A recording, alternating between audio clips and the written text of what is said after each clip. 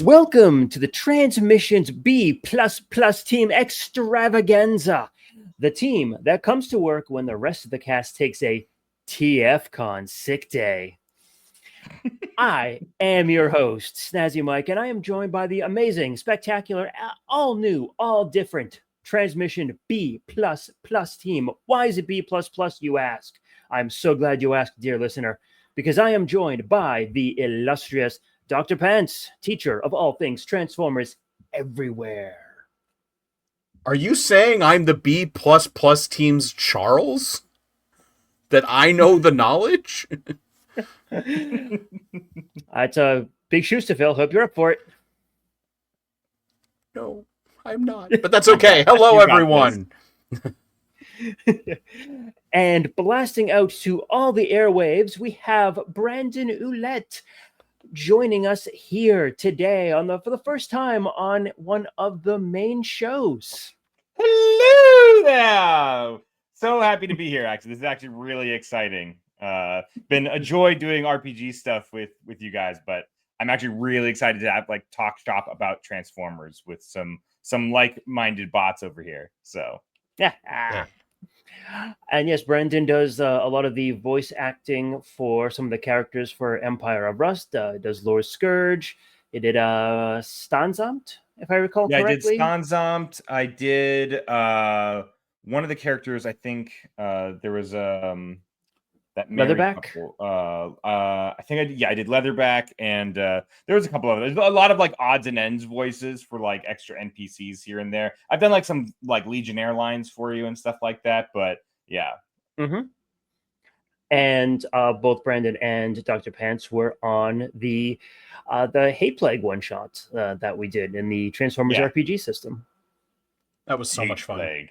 Yeah, I absolutely love that. We'll have to revisit those characters someday. Oh, I would absolutely. I would love that. But today we are not here to talk about a Empire of Rust. We are not here to talk about the illustrated version of Dr. Pants. No, we are here to talk about something completely different. So today we are going to talk about Transformers board games. We're going to talk a little bit about the history of them. We are going to talk about what we've played, what we've seen, what we own. And we're going to talk about some of the card games and tabletop games that have come out. We'll touch on the TCG that was canceled a couple of years ago, and we'll talk about the deck building game that is still current ? But we'll get there. I am going to lead us off on this one, and I'm gonna kind of give you just a brief history of what has come out in the last 40 years of Transformers board games. And we'll go from there. So let's talk about it and see what we got going on here. All right, so let's start off in '84 on this, and there's 3 games that came out during the G1 run, and they were the Transformers adventure game, Defeat the Decepticons. I have played this one. I will talk about that in just a second. And then there is 2 other games that came out. The Transformers Warrior Robot game, which is kind of a weird mix of shoots and ladders and kind of this movement around the board kind of game. It is a little bizarre. It looks like it was in a game that really just was reskinned with Transformers vibes to it. Yeah, and as you can imagine, these games from the 80s, really hard to find nowadays, at least in any good condition. Mm. And the last of the ones from early history on this is the Transformers Defeat Triptychon game, which was a Japanese exclusive one. From what I've seen on that one, it does seem a little interesting. It does have some card movement and card stat mechanics. That's kind of neat. But as you can imagine, that is one I have not played and not even seen. But the one that I will talk about is actually the first one, the Transformers adventure game, Defeat the Decepticons. It is a very, very 80s board game. Isn't that one where everyone plays Optimus? Each individual player is all Optimus. A different colored Optimus. Thank you very much. Sorry. Yes. Basic premise is Basic premise is you roll dice, and then depending on the dice value, that gives you the direction that you can move, and then the second dice gives you the other direction that you can move. You move one spot with each of the dice, so yeah, at most you'll move 2 spaces. You need to get from the center to the edge of the board to find one of the mini cars: Bumblebee, Cliff Jumper, Wind Charger, Brawn Huffer, and Gears. Yes, to find one of the mini cars, and you have to land on the spot exactly. And as you can imagine, there's a lot of random elements to this between the movement. You can get almost all the way there, and then a bad roll is like, oh no, I'm going back to the direction, like 3 spaces here. So there's a couple of cards that you can get from spaces on the board that will do something like move 2 spaces, move 1 space any direction, switch positions with another player. And overall, it's a very, very 80s game. Very much a lot of random chance, a lot of almost no skill to it, aside from whenever you hold the cards for. But yeah, it's okay. If you can find it on Tabletop Sim nowadays, and I would always recommend it. Is good for like one play, certainly, but it really does not have the strategic depth that anything else that we're going to be talking about has. Cool game, G1 artwork, very classic kind of artwork, but again, very, very 80s feel. A lot of random elements and random chance. Yeah, kind of. Sort of my gauge on it is sort of more like a collector's piece at this point than like a game you nowadays. get Yeah, night. Yeah. I mean, back then it was one of those. I guarantee it was just one of those things of everything needs a board game, everything needs a toy line, everything needs a this. Yeah. Like, yeah. So, and those board games at times were not well thought out. It was just a matter of, okay, how do we make a game? Yeah. Before Just they like started roll dice to move. Right. Don't worry about player choices. The dice will tell them what to do. Right, as opposed to now, where most mainstream board games that you get for a property are going to be reskins of an already popular board game. Yeah, but the art on the box is iconic. Something new that just does have some actual strategic elements to it. It could be, but I was thinking more along the lines of like, rather than a lot of brand new board games coming out for properties, you get like Bob's Burgers Monopoly or Penn State Football Monopoly. Or Animal Crossing Monopoly. It's all Monopoly. Transformers also has a couple of Monopoly versions. It made one, and I couldn't find anything else on this, but it looks like the first Transformers Monopoly was during the 07 movie, but not actually movie artwork. It was old Dreamwave artwork. And in the end, it was just a straight up reskin of Monopoly. It didn't have anything like special to it. No extra rules, no extra mechanics. It was just Monopoly, just like any of the other ones that you could buy. And it wasn't until 2021 that we got a new Monopoly on this. But this one was a reskin using the Evergreen designs, a bunch of cosmetic changes to it. But the big thing is that they reduced the property set. Usually there's 3 properties in each color group. They reduced that to 2. I guess to just make it simpler, make it quicker or something. But yeah. But the next year, in 2022, they released Beast Wars Monopoly. And you know what? I'm just going to throw this to you, Scott, because I think you've got some opinions on this. I did not know this existed until I found it at an Ollie's for $10, and I believe I bought 2 copies, actually. I bought one for home and one for my classroom, because at school I am the coach of the gaming club, and we have a bunch of board games, so I took one there, and I got a bunch of students to play it, and it is a unique experience compared to Monopoly. And it's funny because I've played a couple of versions of Monopoly since, and they do seem like they're changing the game based on like. Do you guys remember when Super Mario Monopoly came out? And that was a big deal because it was a big thing because they actually changed how Monopoly played. They made it more like kind of a Mario Party thing. Beast Wars Monopoly incorporated a transformation gimmick.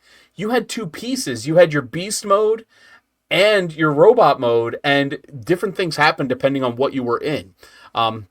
For example, if you landed on a space in beast mode, like your rent was lower, costs were lower, but you can only build properties if you're in robot mode.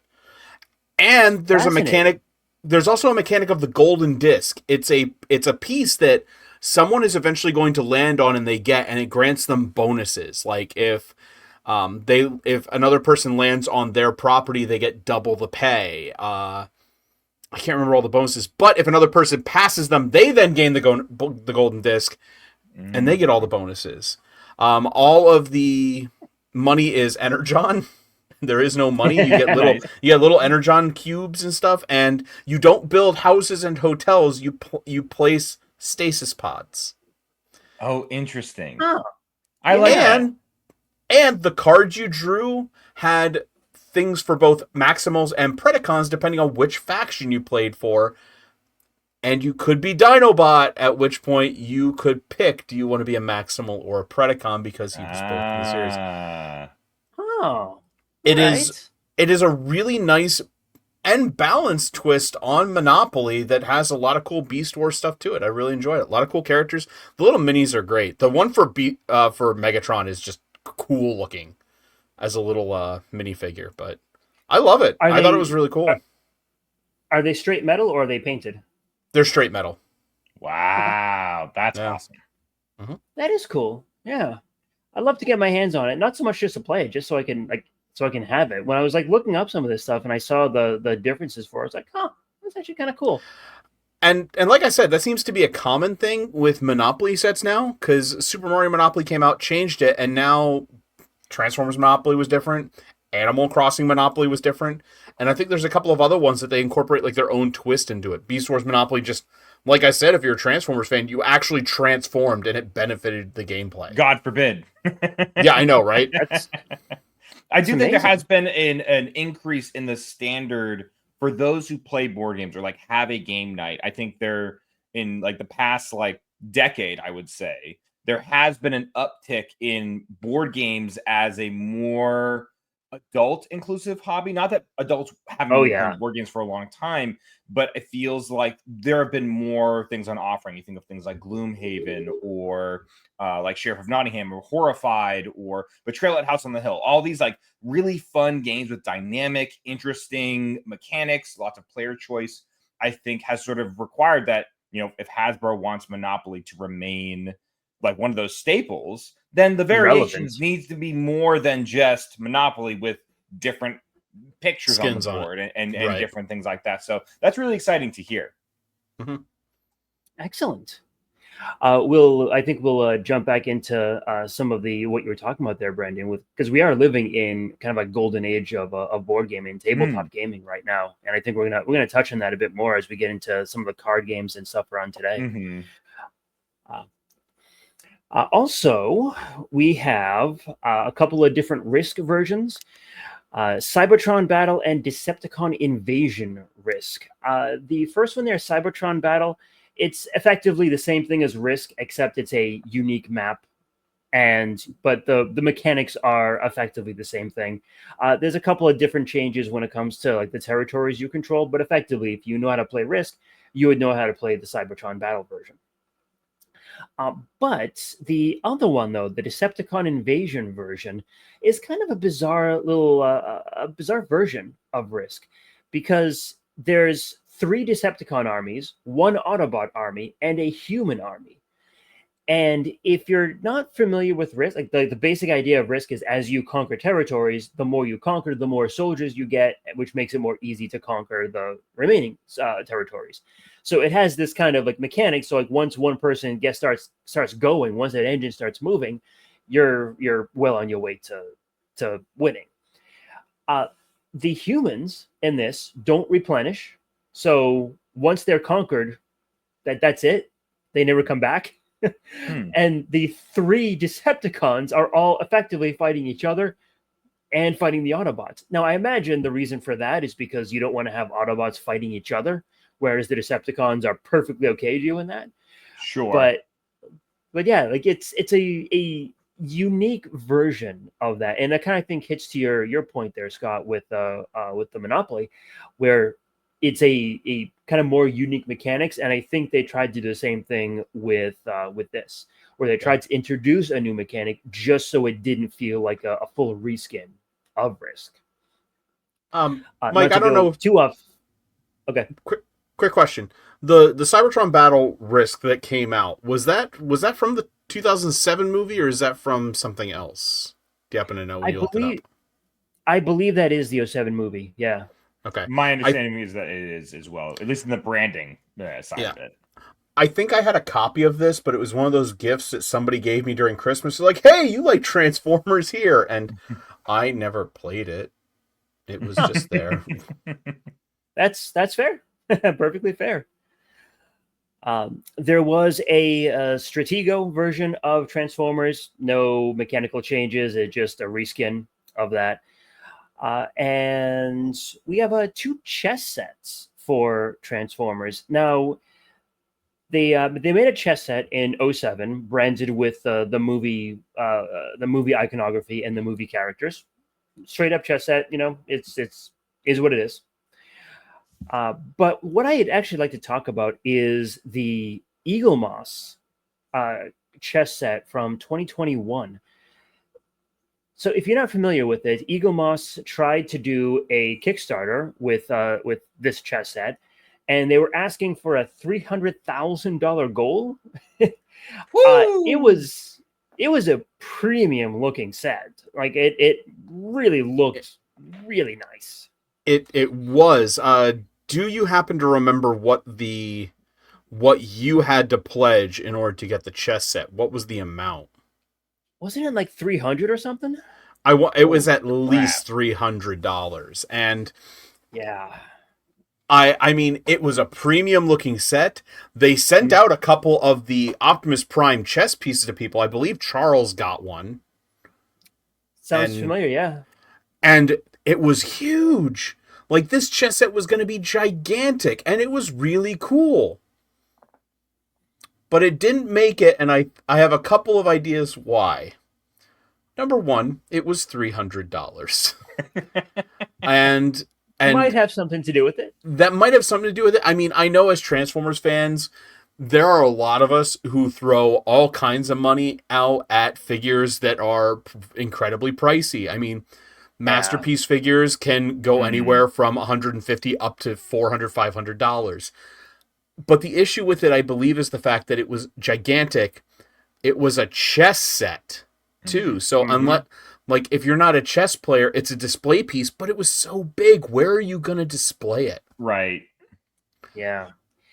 I think what might have happened is they may have looked at kind of what you were talking about there, Scott, with the idea that, some Masterpiece figures are $200, $300, $400, and thinking, okay, if they're willing to spend that much money on one Masterpiece figure, then surely they're willing to pay for something like this.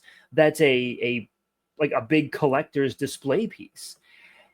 That's the only thing I can really think of, because like you said, that's an expensive set, and unless you are a chess player, and even then, if you are a chess player, would you want to use, like, okay, let's pretend that I am a huge chess aficionado, right? I am not going to use the $500 chess set that I buy. Right. I'm just for like day-to-day stuff, I'm gonna have like a plastic or like a stone chess set. That's like, okay, that's it. That's my daily use one. Yeah, you use the $300 to $500 Transformers chess set to impress dates when they come over. That's the exclusive use for it. Right. I mean, you can see this collection behind me. How else do you think I met my wife? It wasn't this. Yeah. And I can't stress how big it was. Like, where would you display it? Like that based on how big the King was, that would take up almost a dining room table. Yeah. And like, I don't know. It's just, I think the big reason it failed was because it was too big, which made the cost really high, and that Yeah, Because if they just honestly, made it standard size, that might have like really been enough. Presumably, like some nice metal or whatever, sort of like nicely crafted like figurines for those pieces. That probably would have made a huge difference. if that Sure. thing had been like half its price, I may have jumped on it Mm-hmm. because it If it was was very. like $50, I definitely would have jumped on it. Oh my god! Oh no question at all. If it was I think even 100, I would have yeah, I thought was about to about say it. even $100. I think that would have been like a better floor for a collector's piece like that. Because even if you're not actively playing it, having the board set up or even just the pieces set up like on a shelf could be Mhm. really nice to go alongside like a Transformers collection. Like it could be really lovely. Yeah. Yeah, I think it was too big in a lot of ways, Mm-hmm. and yeah, Yeah, I and think you're probably right on the money with the scale because that does impact the price, and so it's not only right. expensive, it's impractical. And I mean, while some Transformers fans are willing to drop all kinds of money on collectibles, most of the time when they want collectibles, they want a figure that transforms, Mm. or they want a really big, really detailed statue, Mm-hmm. which Sure. this Yeah. isn't necessarily fitting into either one. And it's a Mm. weird piece. It's a Mm-hmm. weird piece. Yep. So, but it was a lovely looking set. I'm sad it didn't make it because I would have loved to have seen just pictures of people who got it and see the final product. But There just is sad it probably didn't make a it. prototype set out there in the universe of Mm. like a single version of it that was Yeah, like their sort of like sample, and wherever it is, I would like to see it. That'd be pretty cool. yeah. Well, like I said, there's multiples of that Optimus Prime that got sent out because there were Mm-hmm. like YouTubers and stuff who got one too. So Moving on from there, we got a Transformers Robo Rally.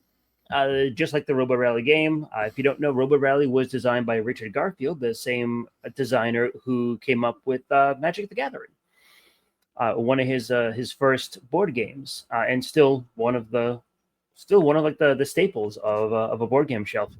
As far as I know, no mechanical change on this one, but just a reskin of Robo Rally with Transformers. If there Makes is sense. changes, let us know in the comments.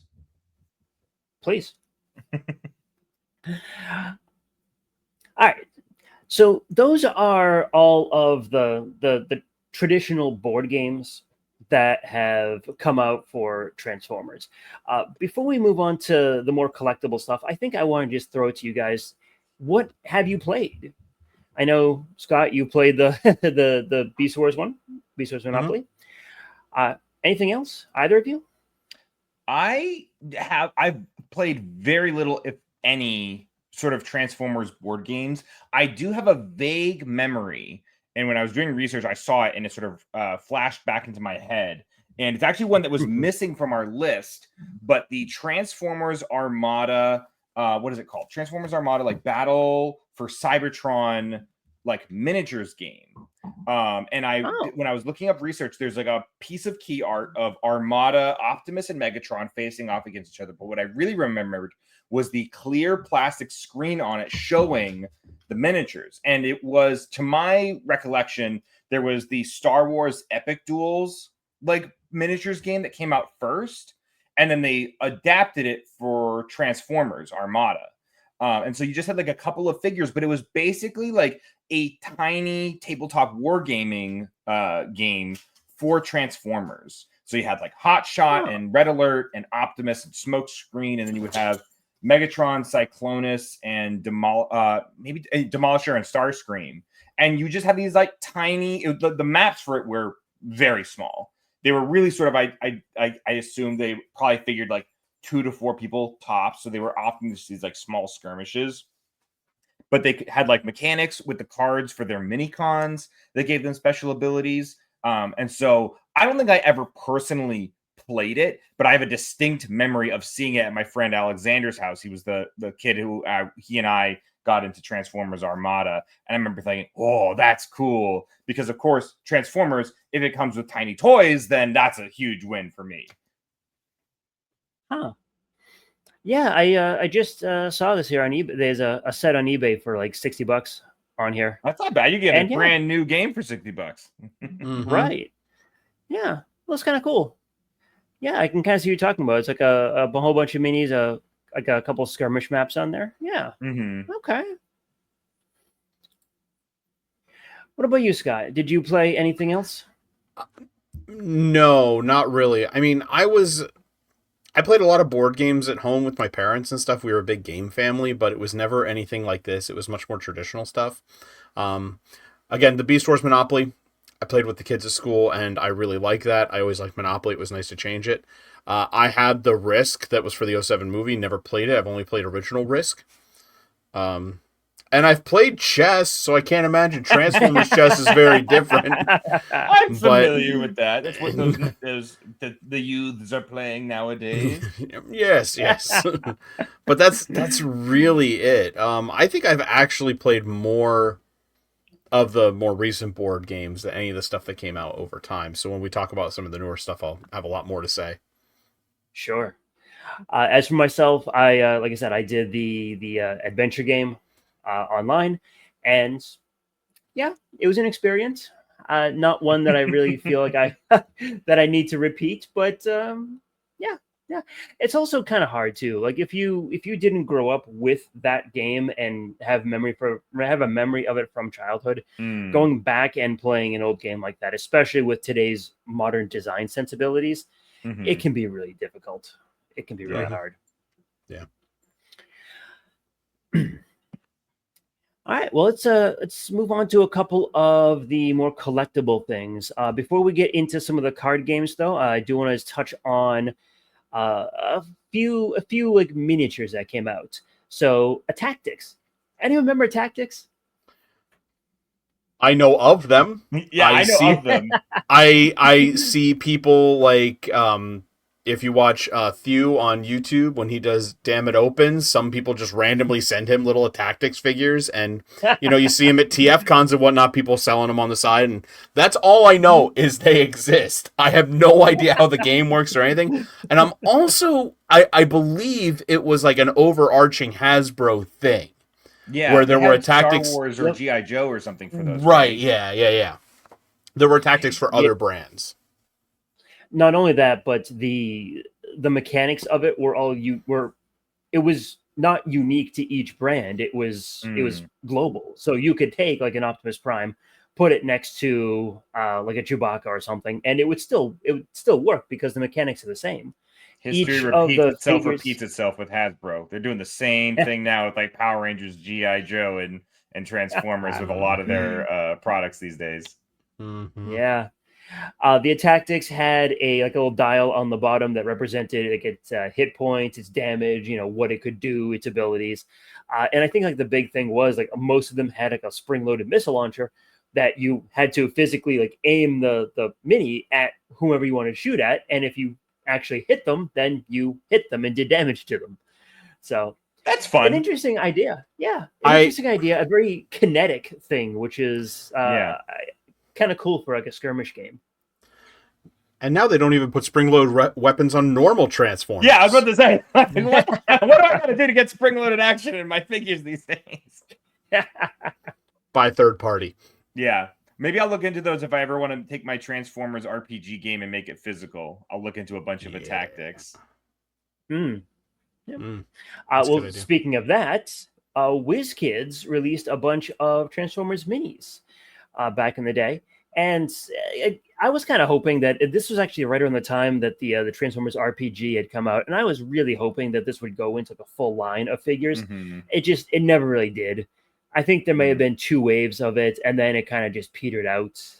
Yeah. Unfortunate, but you know they were decent sculpts. They were G1 figures. It was Prime, Bumblebee, Megatron, Starscream.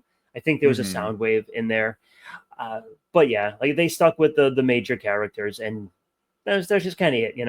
Yeah, Uh, that's sort of a shame. I feel like there would be such an opportunity for like if it was better. I mean, honestly, like it does feel like it's one of those things that they sort of like they throw some money at it just to see if anything hits, but it's not like a big investment for them. And as opposed to yeah. like Dungeons and Dragons, which is Hasbro's like that is their reliable RPG resource money. But like if they can you imagine for like a Transformers RPG if they sold little packs of miniatures of like generic, like Hmm. this is some like player character potential like race cars Yep. or support. Like they set one for like each origin to give someone at least a figure to like latch onto for like playing physically. Would have been really cool. I would have really been down with that. Yeah, I would have been right there with you, man. Like the idea of having just having like a bunch of like troop like army builders for like villains. Yeah, That would have been army amazing. builders, like player characters. Do it like you could do a line of like deep cuts figures where like for D&D it's like elf wizard and they give you like 2 variants, but for Transformers it could be like tow truck and you get the vehicle and the robot, and so you get like one character but there are 2 variants as like a deep cut figure that you can paint yourself. That would be dope. The problem with that is that they put these minis out before the tabletop game hit. Right. And I'm sitting here thinking like, okay, I have been on the Transmissions podcast in the time they announced these minis. I remember talking about them on the show, which means they weren't out that long ago, which also probably means that the tabletop game was in development at the time. Mm-hmm. So what the hell were they thinking? And why didn't they collaborate with this a little bit?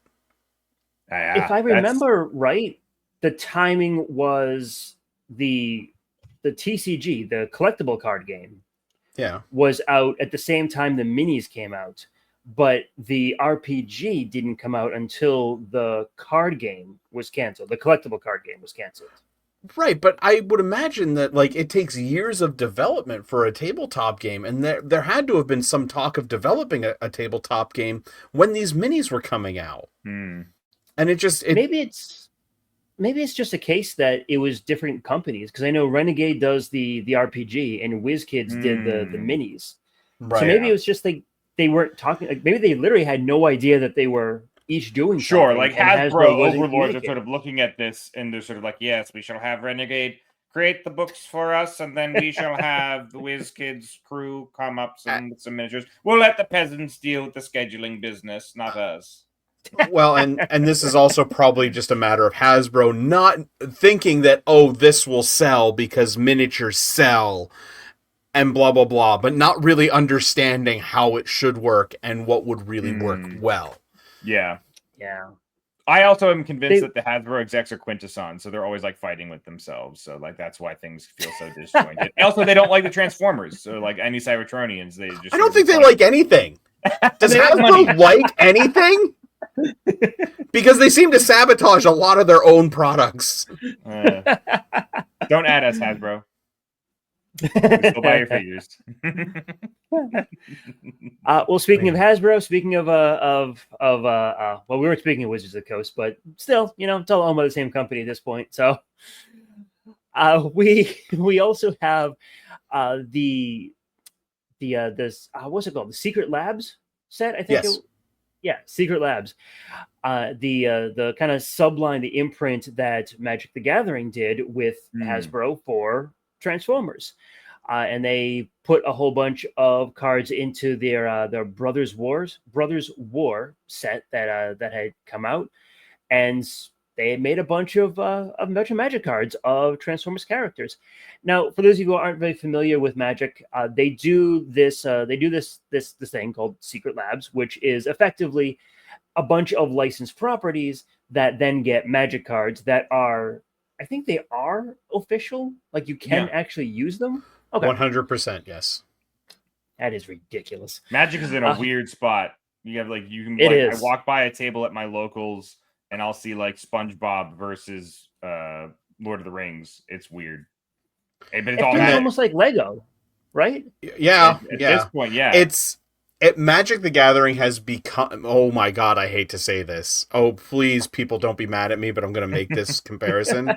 Magic the Gathering is to TCGs to what Fortnite is to video games. Ooh. They are bringing in but they're bringing in like every licensed property they can, and it's all just melding together. Like in Fortnite, you're going to have Spider-Man fighting Goku, fighting Bob from Bob's Burgers, and in Magic the Gathering, it's Optimus Prime versus Pinkie Pie versus Sephiroth.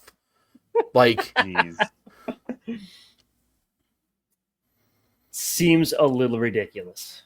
Yes, and I So I work with a teacher at my school who is a huge Magic the Gathering collector. And Okay. I was actually co-teaching with him in a class when this Transformer set was coming out, and we were talking about it. And he was trying to convince me to buy some of it because I'm a Transformers fan. I have played Magic in the past. I really like collectible card games. I really enjoyed my time with Magic, but I have no one to play it with, and I just cannot invest the money into it. At this point, though, I am incredibly sad because those cards are stupid expensive to get a hold of. So, Yeah. I know That's co-host that's true for I think anything with Secret Labs. Like the print runs are small, they are premium, and they are yeah.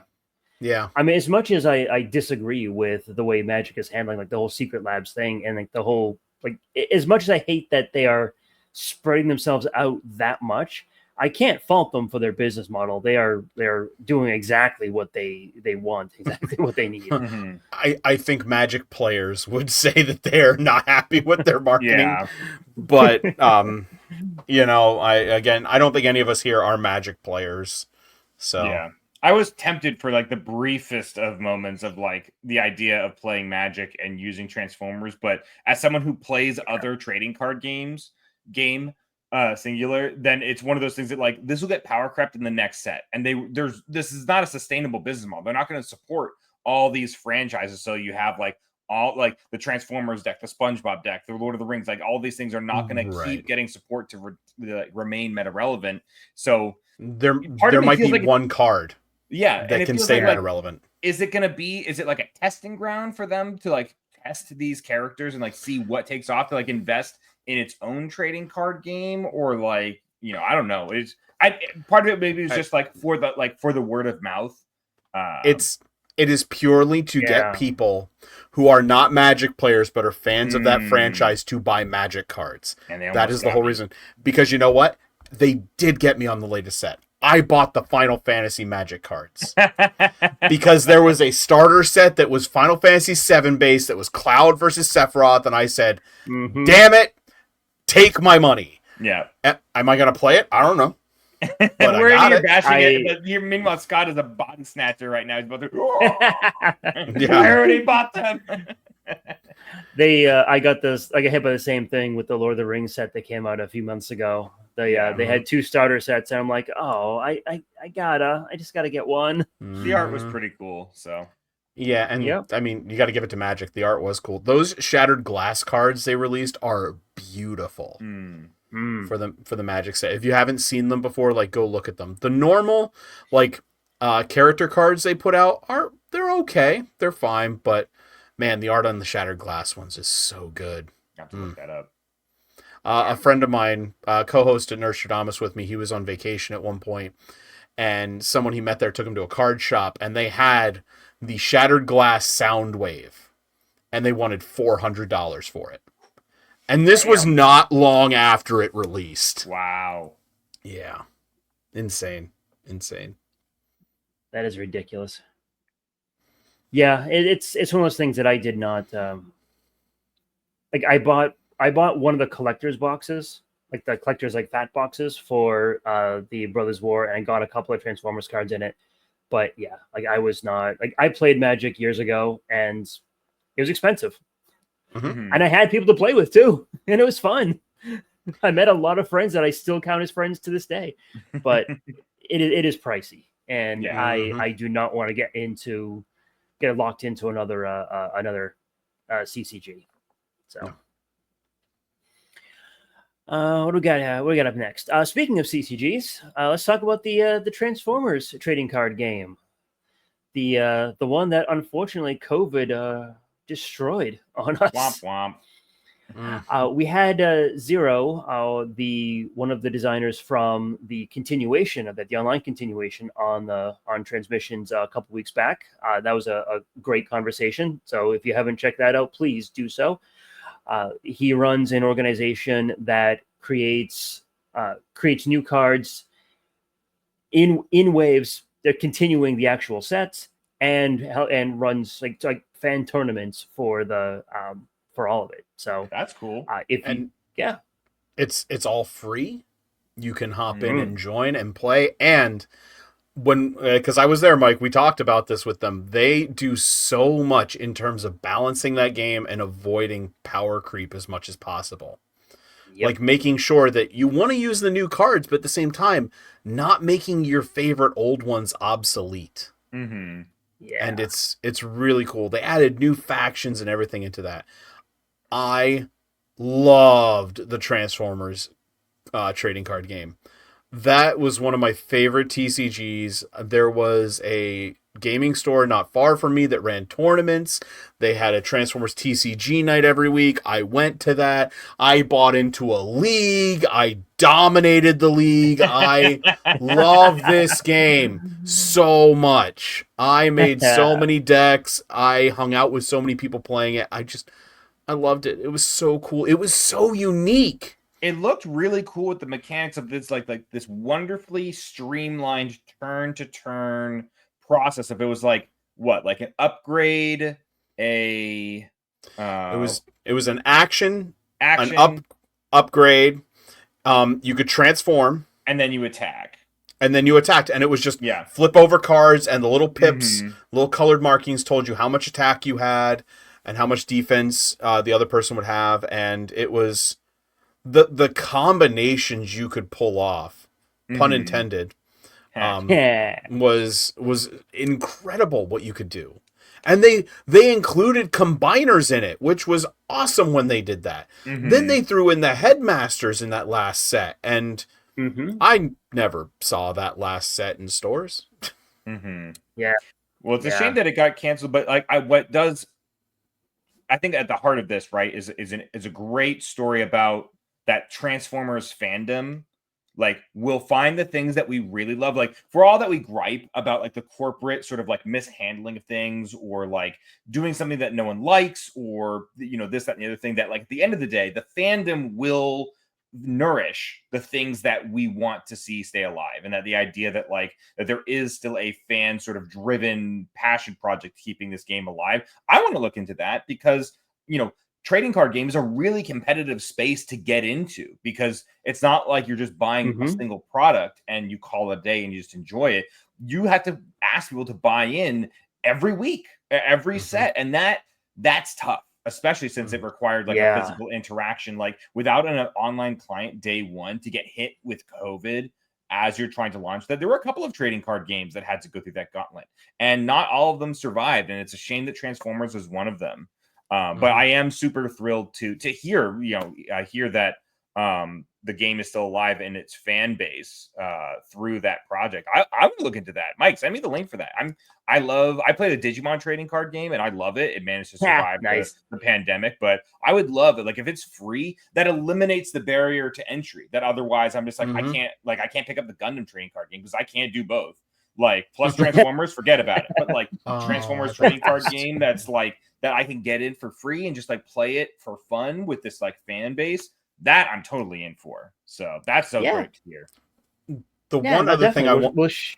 We'll share the link, and again too, like a couple weeks ago we had Zero, and one of the lead designers.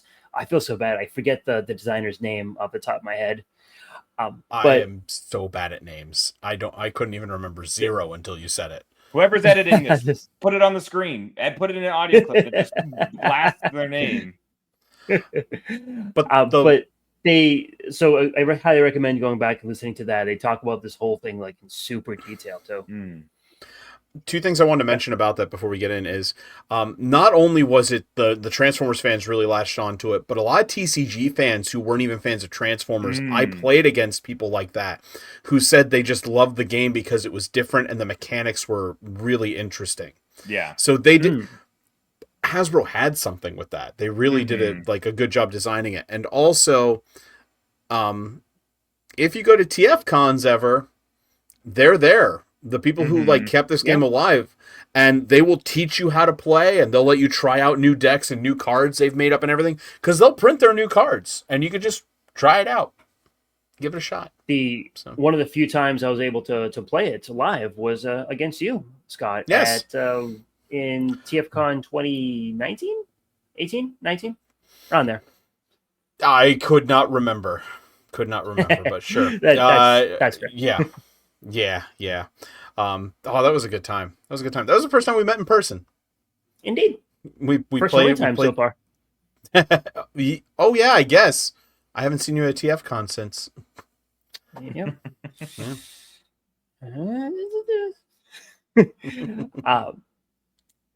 But yeah, so Brandon, you don't have any experience like actually like playing that game. I'm sure you've played plenty of CCGs before, but let me just kind of ask this general question here. So we talked about a whole bunch of like collectible games. We talked about Tactics, Magic, the Transformers TCG, and like I wanted to ask, how do you decide what to get into?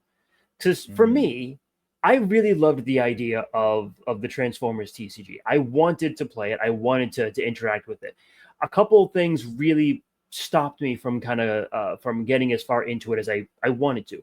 One, someone to play with, and I think that's a big thing for a lot of people. It is, I mean, a CCG on its own is a niche, and a Transformers CCG on its own is a niche of a niche. So it's a little hard to find people who are right.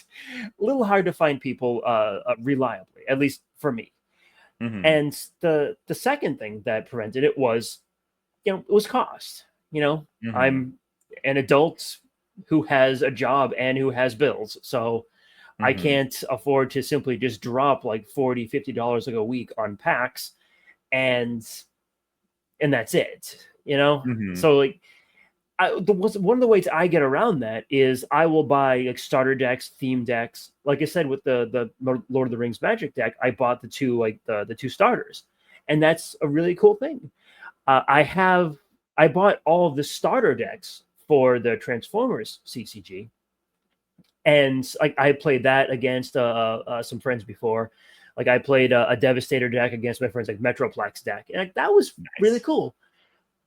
And that was entertaining, and it was good. And it's like, okay, I got this thing. It is a singular thing that I bought. I'm not going to worry about like adding a whole bunch of stuff to it. I'm not going to go down that road, because again, I played Magic back in the day. I played it for a good 4 or 5 like sets, but it's just, it's the cost. It's the cost and the opportunity of being able to play. So what draws, so not just to Transformers, but to any kind of like customizable game, what draws the two of you to a game? Like, what makes you want to get into it? Scott, do you want to take this first? Because you actually did, since you're someone who did get into the trading card game and like got like the Monopoly games. I'm curious because like you have more personal experience. So I'm curious, like, what is it that gets you to invest in these games first? And I'll sort of give my 2 cents. What gets your motor running? When you gasoline to put the key in, that's how it gets me. Anyway,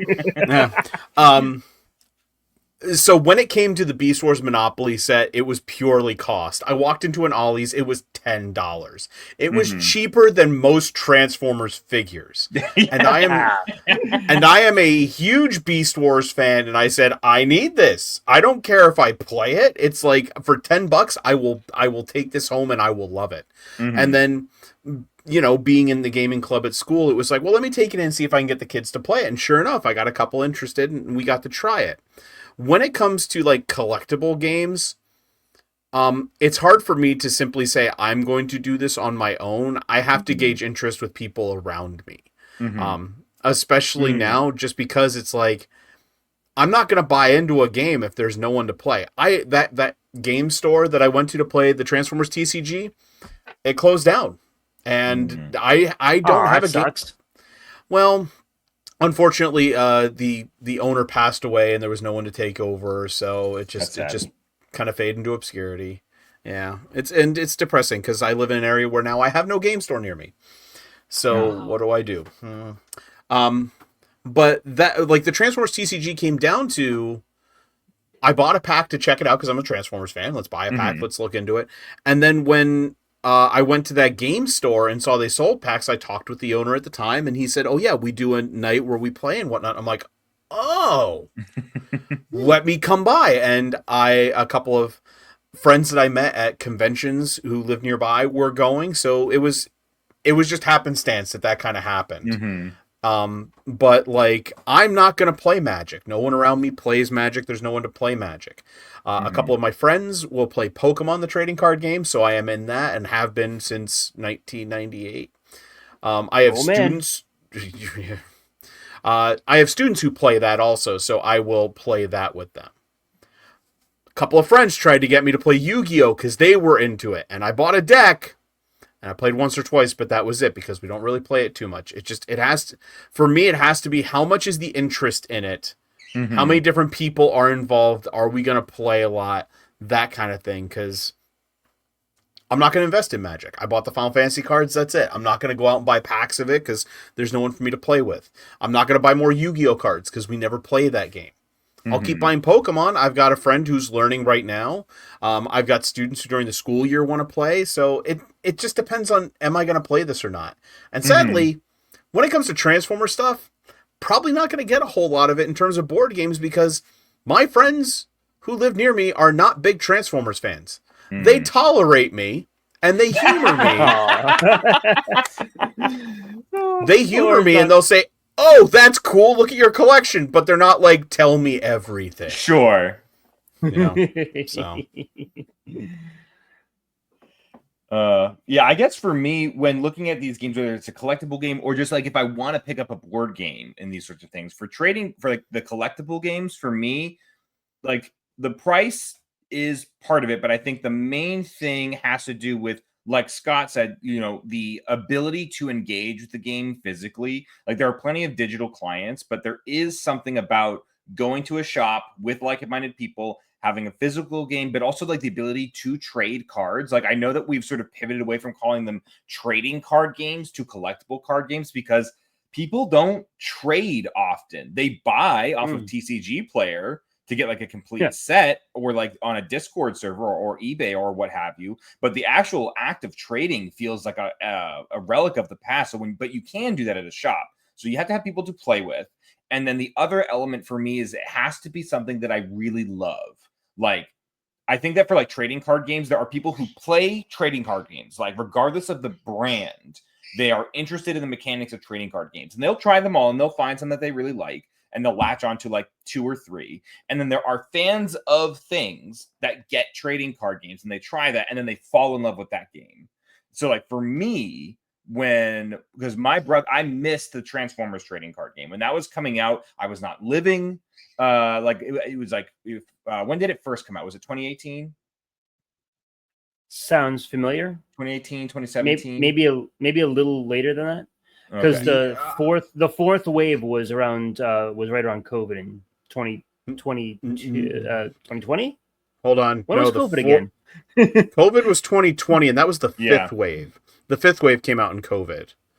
Because there was the base set, there was the combiner set, then it was Siege 1 and Siege 2. And those all came out before COVID, and then the Titan's Return set was the fifth set, and that's the one that got killed. Yeah, and at that point in time, I was fully into my D&D campaign. Like I was running that all the time, so I didn't really have like the time or the money to spend. I was living in Boston at the time, so I didn't have this time to like invest in that. And then during the pandemic, my brother got me into the Digimon card game, and I wouldn't have gotten into it. One, I didn't love it, and then if he wasn't able to play with it with me on webcam.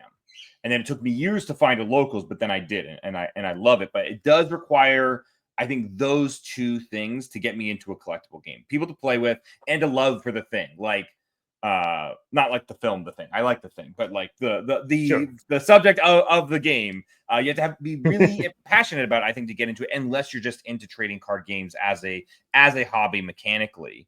And then in terms of like other board games, for those, it has to be, for me, a big thing. Like if I'm looking at it on the shelf, the art has to grab me. So if that art includes Transformers, that's a huge, like, I'll be like, "Whoa, what's this?" And I'll go over and get it. But on the flip side to collectible card games, if it's a board game that like requires continual buy-in, then I'm sort of out. Like I want this to be something I can pick up off the shelf. It has evocative art. I usually, with the board game, I also like flip it over to see what the pieces entail. I love board games with figures. That's the miniature and figure collector in me. And for the mechanics to evoke some sort of like narrative synergy with the thing that it's doing. And if it can sell me on those sorts of things, then I will usually pick it up. But it has to be sort of like a self-contained thing. And while I love games like Risk and Gloomhaven, those can also be really intimidating. So something like a medium complexity for me, those will, if you get all those things, then I'm very likely to buy the thing. But yeah, that's sort of my take on like, what does it take for me to try the game, whether it's collectible or a board game? I will add one other thing to that because I feel like I am just a collectible card game player. I have played a lot in my time, and it's not like I said, I've played Yu-Gi-Oh. I'm not a fan of the Yu-Gi-Oh anime. I think I've watched 2 episodes in my life, but I think another thing that will get me is pure mechanics. If the mechanics offer something really interesting and are really like the strategy element to it, if it's really high, that grips me. I love a good strategy game, and like collectible trading card games are just turn-based strategy games basically. Sure. And if you give me a one with really good strategic mechanics, I will latch on to it and I will fall in love. All right. So last question, I think, because we're getting close to the 1 hour mark here. I think we can wrap up with this one. What kind of Transformers board game or card game or anything would you like to see get made? It could really be anything. Like if you know of a game that could just be reskinned into Transformers, like that's fine. If you have like a really cool idea for a mechanic that would be like, hey, you know what, we should do a game like this, that'd be cool. Yeah, I don't know how familiar you are with like the more like a hobby board game scene right now, but there are a bunch of designers out there who have like their own like following, their own style of games. Like, is there any designer or studio that you'd love to see take a crack at a Transformers game?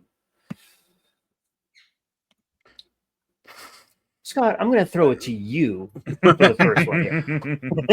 I'm gonna say no, but that's only because I am not as deep into the board game scene as a lot of other people. I'm not a big board game collector. The board games I own are pretty basic ones, and again, it's for gaming club. Usually, we don't really have them around here. I if it came down to a collectible card game, I just want the regular Transformers one to come back. Like, if they're going to release it, I just want that to come back because, again, I thought it was absolutely amazing. They had something really special with that, and I know it still exists. It still exists online. I just kind of want the scene to open back up where you could, as Brandon was saying, go meet with real people and trade and, have an in-person match, because I will seek out that card room at TFCon. So I don't really want anything new because, again, I'm not big into board games. I am big into the card games, and they had something special. And I just want to see that come back in a big way. That's really it. Yeah. I think there's a chance that they could revisit the card game, especially if there is like an active, passionate fan base that's keeping it going with some of the creators, like to keep that alive. It becomes easier for them to tap back into it if they feel like there's a market. I love hobby board games. It's not been something I've been able to engage with as much recently, but I was thinking about this and I had a couple ideas. There's, have you guys ever played like Forbidden Island or Forbidden Desert? I have. Yep.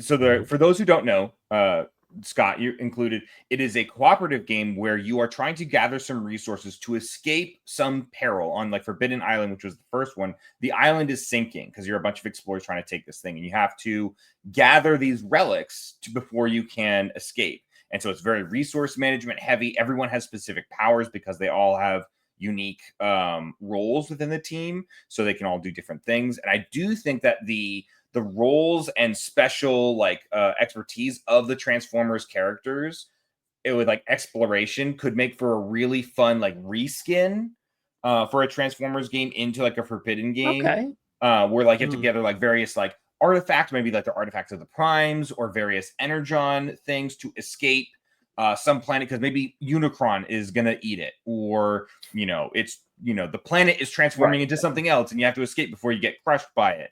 So that was one cool idea I had, but then I was thinking more about it, and I do think a lot of Transformers games focus on the robot aspect of them.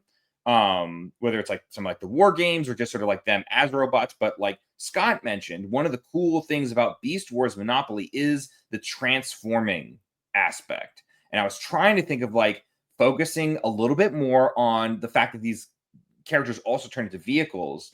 And there were two games that came to mind. One of them is Formula Day, which I believe is currently being published by Asmodee.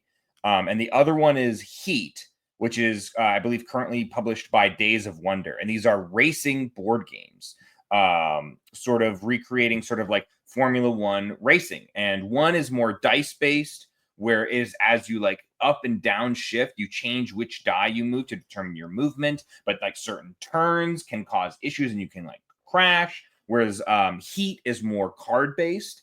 As you play, and you like your vehicle can get overheated, you can spin out that way. And so having that, where especially with the iconic scene of the Iacon 5000 from the Transformers 1 movie, but Velocitron. There's like so many things, but like the idea of a race and then giving them unique abilities based on which character they are, not necessarily just who the driver is. And then adding like if you transform, for certain obstacles, sort of like if you have a scene where like you need something where it's not wheels to like run or something. I think that would be really fun and really tie into the fun of what it is to be a transformer. And the cherry on top would be, and this would be crazy, we'd either have to have like two figures like for Beast Wars Monopoly for each of their modes, but if the characters were like tiny one step effectively like micro change figures, so you could like pick up your guy, do a little transformation, put them back on their space. That to me is like the dream. Like, because transforming is the fun. Like we enjoy transforming these figures. And so if you can even add that to it, would be crazy. That would be the engineering and the cost required on that may be beyond the pale, but that would be my dream. I mean, if you did something like I don't know if you guys are familiar with them, but tiny turbo changers from back in like the mid 2000s or early 2010s. I mean, they were just tiny little. I think they were even solid color figures for most of them, but like there was very little paint, and they just transformed in like one step, and they were real tiny. If you did something like that.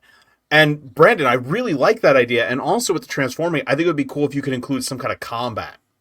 Yeah, well, like that would be a cool thing to like, if you're transformed, like now your speed is basically done, but maybe you can like sabotage like someone else by like doing like a shot at them, like, and maybe it doesn't like damage them. Like you can't just like, we're all just gonna stop racing and shoot each other, and whoever wins the shootout wins. But like maybe you hit them and like they got a penalty on like their next turn or whatever, but you could lose like distance in the race. Like, so like whoever you're shooting at, hopefully you hit them, because other people, if they keep going, now you're in trouble, because now you have to transform and like catch up with them. But maybe like Decepticon characters could get like a bonus to something like that, like or especially like Starscream as a character, like if you were, and especially if the conceit was that like even flying transformers like on the Iacon 5000, if the racetrack is building as you go, that they have to follow it. So you could have like flyer transformers as like characters that you could get, even though they like technically that would be cheating if you were doing something like that. Building the track like you build the house on Haunted Hill. Oh, now we're cooking with gas, baby. There we go. There we go. That would be super rad. Oh, I love that. All right, we're copywriting this right now. Yeah, this is our idea. We can never release it to the public. For me, I'm going to echo you a little bit, Scott. Like I really do love the TCG. I think I would like something. So I love games that build something. So Brandon, when you just said that, okay, you're building the track like you would at House on Haunted Hill, that's really appealing, because I love that aspect of games. But I've always kind of thought of this game where you're like building like the pieces of a combiner and you're kind of battling the combiners. So like, think of like a TCG where you buy a pack and you get a whole bunch of cards. one is a leg, one is a torso, one is an arm, something is a weapon, Mhm. and like the more that you get, the more that you can like switch out and they do different things, and then you fight the combiners together. That would be I really thought cool. I always thought that was a kind of a cool idea because not only could you get like Transformers out of it, there's a whole bunch of other properties too that could easily just switch into that. Mhm. Like my first thought was like a Voltron, like part of it, and like imagine like a Devastator with like Voltron legs or something. I thought that'd be really cool. That would be really cool. I was thinking like honestly, I was just thinking, Mike, it's like just make a version of the deck building game like that where you build a combiner deck and you're just gathering Scramble City limbs throughout the whole thing and you just call it Scramble City. That could be And you just fun. like you could just build any combiner you wanted except for Predaking or Devastator because those guys are special. You could even do That's fair. there's a game called King of Tokyo where it's sort of like where like Yeah, you're kaiju yeah. fighting each other and they have to build up energy and then they're using like special powers cards. So if it's like you swap that out with Energon, and then like Mhm. special abilities to like swap out, but there's like so many. My dog just freaked out. If you like, there's so many combiners now, and you could even invent some. Like I'm thinking about like the Junkion toys that came out recently, and there's like online you can find builds like Junkosaurus. Like that build could be a character introduced in a Transformers like King of Tokyo style game. I mean, Devastator, Bruticus Maximus, We just Superion. Like there are so many to pick from. It would be super just cool. call it Combiner Wars. Yes, just do it. Yeah. The name's there. We got it. All right. I think that is going to wrap up our discussion on this. Thank you two gentlemen for joining me. Scott, anything you'd like to plug before we head out? I will always plug Nerdstradamus. That is my YouTube channel and just outlet for everything with me and my friends. If you're watching this on YouTube right now, there's a link tree right below my name. And the link tree will be in the show notes. If you're listening to this via audio, please come check us out. We've got a bunch of videos up. We have been putting out our own podcast lately. And if you're listening to this after the TFCon weekend, there's probably some Transformers content that's posted up there. So please go check it out.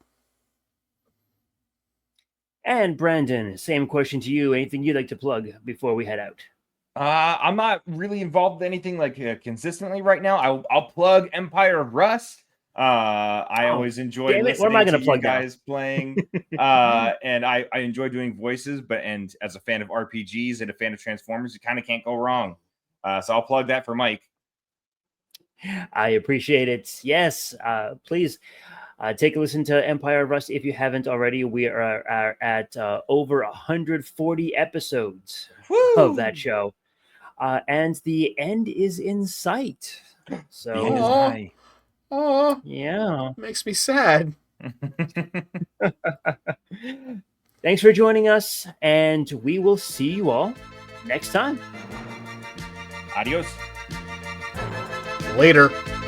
Thank you for listening to this episode of Transmissions. If you'd like to join the conversation, travel to our Discord channel at transmissionspodcast.com/Discord. Want some cool transmission swag? Feast your eyes on our transmissions gear at transmissionspodcast.com/shop. If you'd like to support our podcast, go to transmissionspodcast.com/support or tell your friends about our show. We'll see you next time.